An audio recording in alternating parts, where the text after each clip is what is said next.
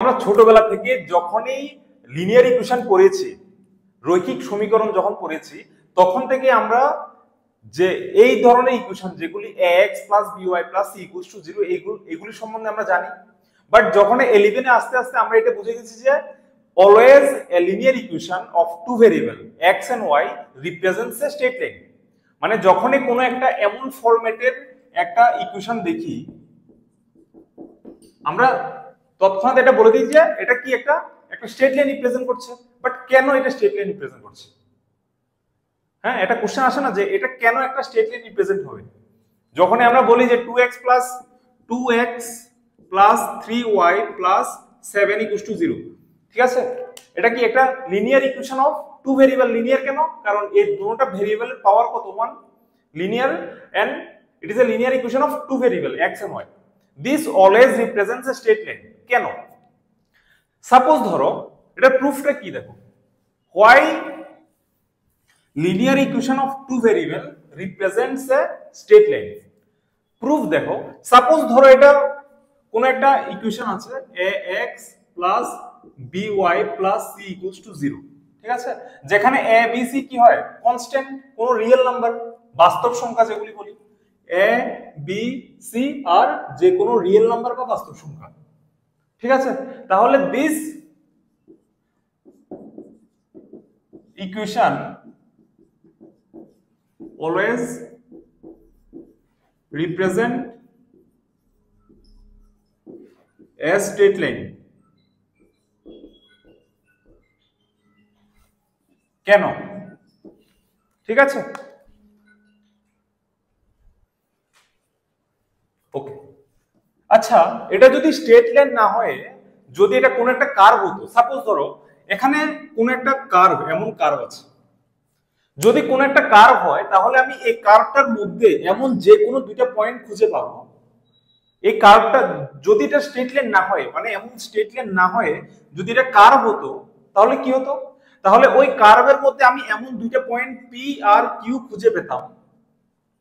P হলো suppose x1, y1 একটা point, Q হলো x2, y2 একটা পয়েন্ট। এমন দুইটা পয়েন্ট খুঁজে পেতাম।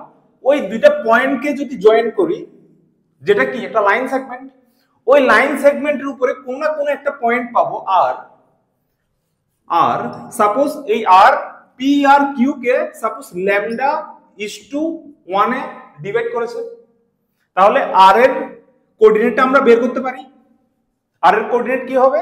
এটা যদি λ1 এ করে তাহলে আর নিচে কি হবে? λ+1 এখানে λx2 + x1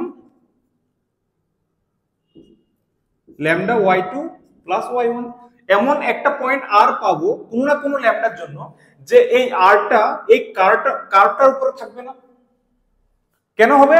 যেহেতু এখানে একটা কার্ভ আছে, তাহলে আমি এমন দুইটা পয়েন্ট খুঁজে পাবো, যে দুইটাকে জয়েন করলে যে লাইন সেগমেন্টটা পাবো, ওই লাইন সেগমেন্টের উপরে কোন না কোন একটা পয়েন্ট পাবো, যে পয়েন্টটা এই কার্ভের যে ইকুয়েশনটা এটাকে স্যাটিসফাই করবে না, মানে এই কার্ভটার উপরে থাকবে না। তাহলে এটা যদি স্ট্রেট লাইন হতো তাহলে কি হতো?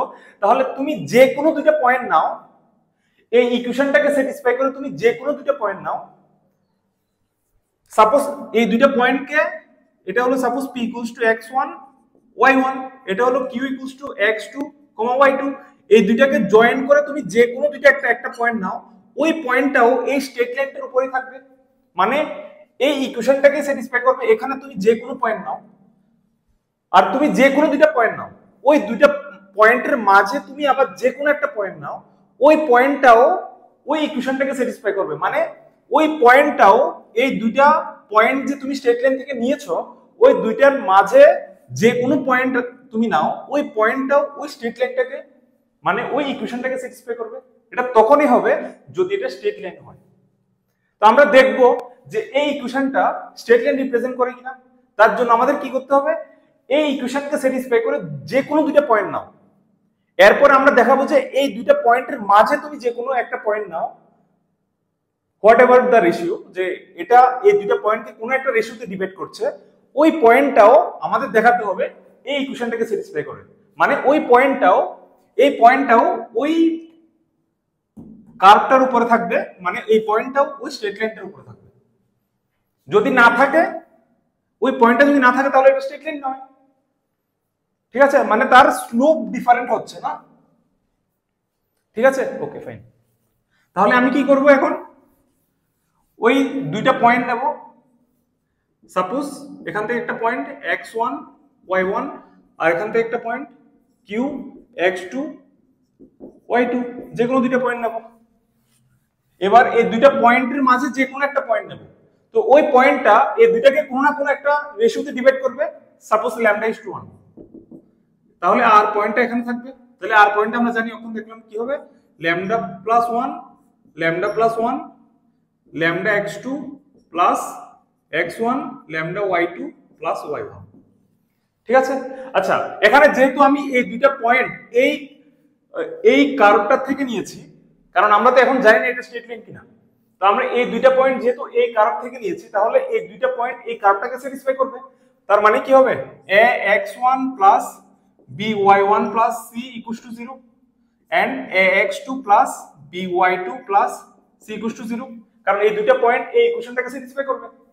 এবার আমাদের কাজ হলো দেখানো এই আর যে পয়েন্টটা, এটাও এই ইকুয়েশনটাকে স্যাটিসফাই করবে, মানে এটাও ওই লাইন সেগমেন্টের উপরে আছে। তার মানে যে কোনো পয়েন্ট তুমি এখান থেকে নাও, সেটা এই দুইটাকে জয়েন করলে যে লাইন সেগমেন্টটা আছে ওই তার উপরে থাকবে। তার মানে এটা স্ট্রেট লাইন। তাহলে আমাদের এখন কাজ কি, এই পয়েন্টটাও এই ইকুয়েশনটাকে স্যাটিসফাই করে। ঠিক আছে, তাহলে আমি এটা কি, এটার এলএইচএস এর মধ্যে পুট করব, দেখাবো এটা আরএইচএস টা কি 0 আসে, আর আমরা এই দুইটাকে ইউজ করতে পারবো। তাহলে প্রথম কি হবে, a λx2 plus x1 λ+1 plus b λy2 plus y1 λ+1 plus c। এখান থেকে কি লিখতে পারি, ল্যামডা প্লাস 1, এখানে কি হবে, a λx2 plus x1 plus b λy2 plus y1 plus c 1 plus lambda. ঠিক আছে, এবার ল্যামডা প্লাস 1, এখান থেকে যদি ল্যামডা কমন নিই প্রথমে, তাহলে কি হবে, ল্যামডা ax2 প্লাস এখান থেকে ল্যামডা কমন গেলে by2, আর এখান থেকে ল্যামডা কমন গেলে প্লাস c প্লাস এখান থেকে কি থাকবে ax1 প্লাস এখান থেকে by1 প্লাস c। তার মানে কি, এই তাহলে এটা চাই কি আমরা 0 বসাতে পারি এই দুইটা ইকুয়েশনকে ইউজ করলে। তাহলে কি হবে, এখানে 0 plus lambda into 0 plus 0 1 plus lambda, that is 0। তার মানে কি, এই যে পয়েন্টটা, যেটা আরবিটারি একটা পয়েন্ট, কারণ ল্যামডা ইজ আরবিটারি, তাহলে এই পয়েন্টটা মুভও করবে। তাহলে এই দুইটা পয়েন্টের মাঝে যে কোনো একটা পয়েন্ট নাও, ওই পয়েন্টটাও এই ইকুয়েশনটাকে স্যাটিসফাই করছে। ঠিক আছে, তার মানে এটা কি, এটা একটা স্ট্রেট লাইন। ঠিক আছে।